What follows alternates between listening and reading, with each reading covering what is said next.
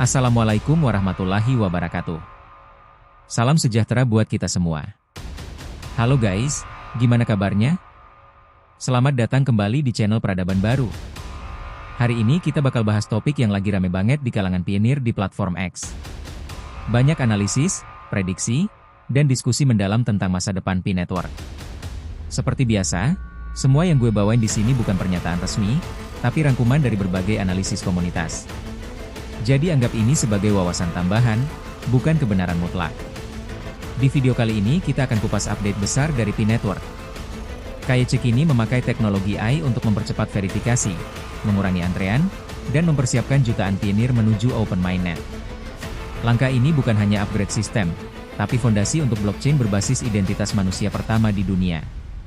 Langkah besar yang baru diumumkan Pi Network, integrasi kecerdasan buatan, AI, ke dalam sistem KYC. Langkah ini bukan sekadar pembaruan biasa, tetapi salah satu tanda paling jelas bahwa Pi bergerak menuju Open Mainnet.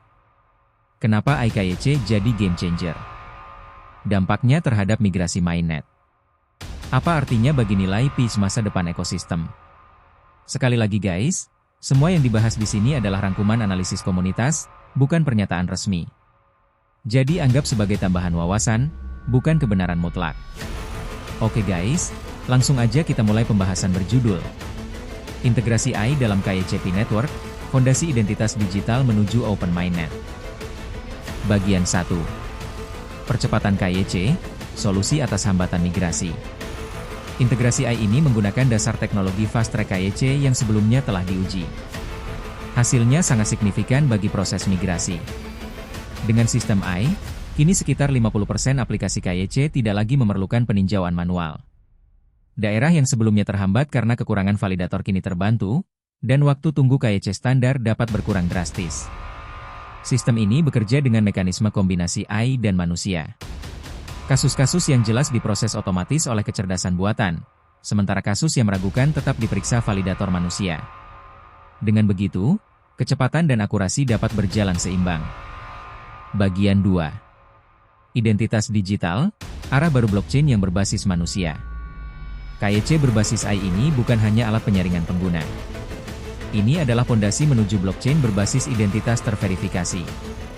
Dalam era Web 3 dan teknologi AI, identitas digital yang valid sangat penting untuk mencegah manipulasi, bot, deepfake, dan penipuan.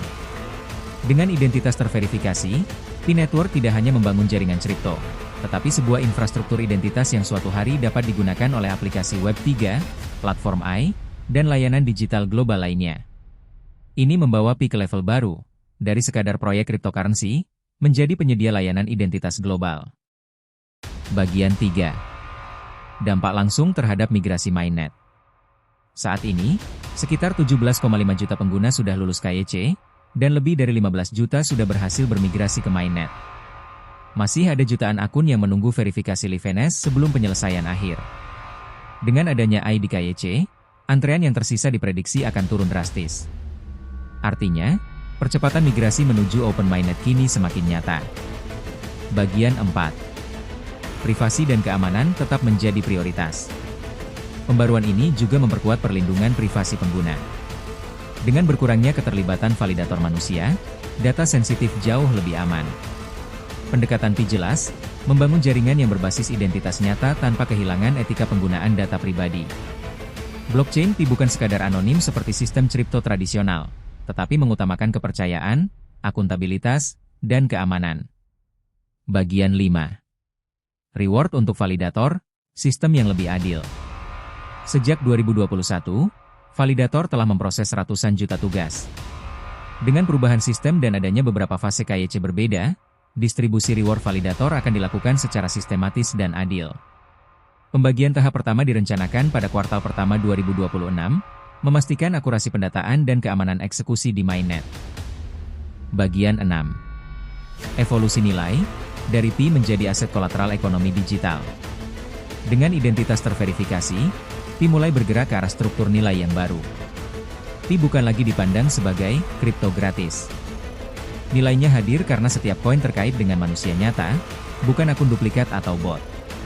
Ini menciptakan dasar nilai yang terukur dan dapat dipertanggungjawabkan.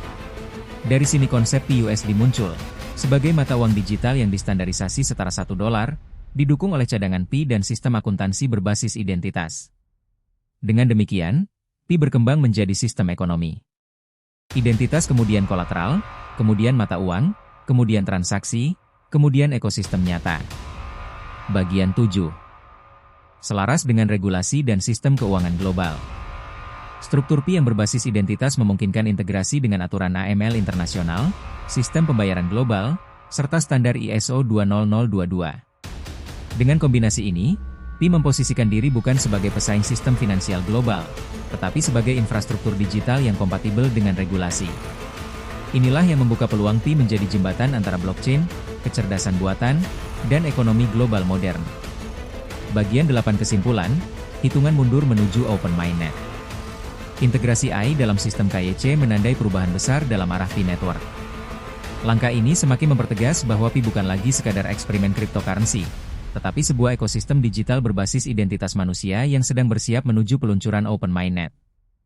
Dengan percepatan migrasi, peningkatan keamanan, dan kemampuan sistem identitas yang bisa digunakan oleh pihak eksternal, Pi membangun fondasi untuk ekonomi digital global yang baru. Pi bukan hanya teknologi, Pi adalah model baru ekonomi berbasis manusia. Catatan. Ingat guys, ini bukan saran investasi. Ini hanya rangkuman analisis komunitas. Prediksi bisa benar bisa salah. Tetap ikuti info resmi dari Pi Network dan lakukan riset mandiri. Terima kasih sudah menonton. Jangan lupa like, subscribe, dan aktifkan notifikasinya. Sampai jumpa di video selanjutnya. Wassalamualaikum warahmatullahi wabarakatuh.